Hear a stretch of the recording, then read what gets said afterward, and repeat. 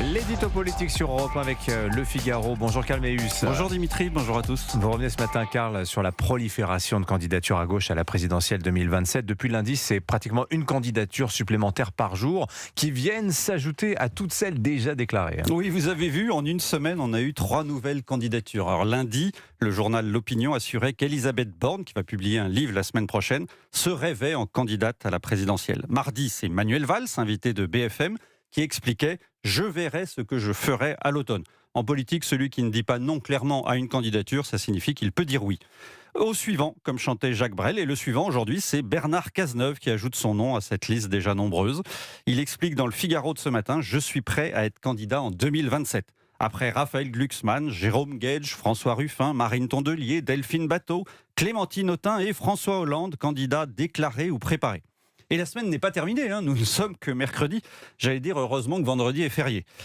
C'est curieux ce besoin chez les gens de gauche de vouloir tous être candidats à la présidentielle. L'espace politique le plus petit concentre le nombre de candidats le plus élevé.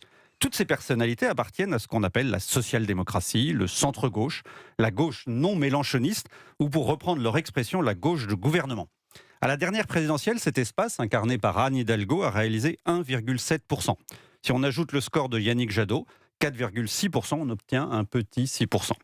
Dans les intentions de vote mesurées par les instituts, pour 2027, cet espace est crédité, selon la personnalité, entre 4 et 12,5%. Avec un tel score, aucun n'arriverait à se qualifier pour le second tour.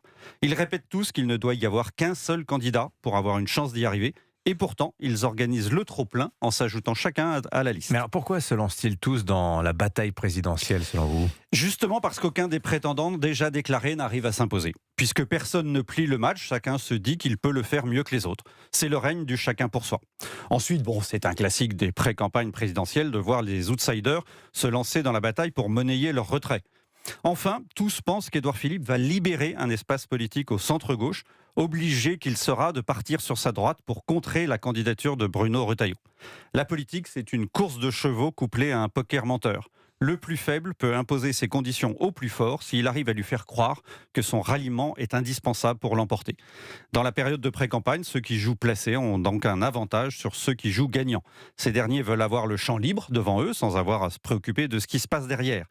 Et chaque point va compter l'année prochaine, donc ils ont tous intérêt à discuter et à payer pour les désistements. Ils se lancent aujourd'hui et rêvent d'être les François Bayrou de 2027. Ah oui, le Bayrou de 2027, c'est-à-dire s'imaginer en faiseur de président, c'est ça Exactement Dimitri. En 2017, la présidentielle a basculé quand François Bayrou a renoncé à se présenter et décidé de soutenir Emmanuel Macron. Celui-ci a fait un bond de 5 points dans les intentions de vote qui lui a permis de passer à la 2e place qualificative devant François Fillon et Jean-Luc Mélenchon. Alors, qui sera le François Bayrou de 2027 ?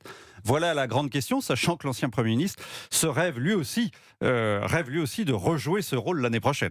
Et qu'en 2017, il faut se souvenir qu'il a passé son accord tardivement, le 22 février. Ça va être difficile d'émerger dans les sondages d'ici là pour les candidats si l'offre est pléthorique. D'autant que rien ne dit que tous les prétendants se rallieront aux représentants de la gauche. Édouard Philippe, en discussion régulière avec quelques-uns, pourrait bénéficier du retrait de certains. De quoi donner le tournis aux électeurs, désormais plus tentés par un vote utile dès le premier tour, plutôt qu'à une fidélité à un camp, voire à un parti. Et aboutir, en fin de compte, à renforcer un concurrent direct à l'accession au second tour de la présidentielle. Comme disait Pierre Brochant, incarné par Thierry Lhermitte dans le Dîner de Comte, Francis Weber, épuisé par les idées farfelues d'un François Pignon joué par Jacques Villeray, ce n'est pas la stratégie qui m'inquiète, c'est le stratège. L'édito politique sur Europe 1.